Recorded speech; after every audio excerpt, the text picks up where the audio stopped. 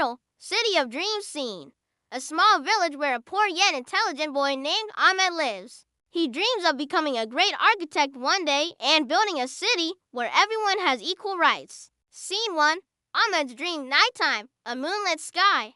Ahmed is lying on his bed, gazing at the stars. Ahmed thinking to himself, one day, I will build a city where everyone has equal opportunities, where there is no difference between the rich and the poor. Scene 2. Struggles and challenges morning. Ahmed is working in the fields with his father. Suddenly, his teacher, Rahmat Sahib, arrives. Rahmat Sahib, Ahmed, seeing your hard work and intelligence, I have nominated you for a scholarship. Ahmed's eyes sparkle with joy, but his father looks worried.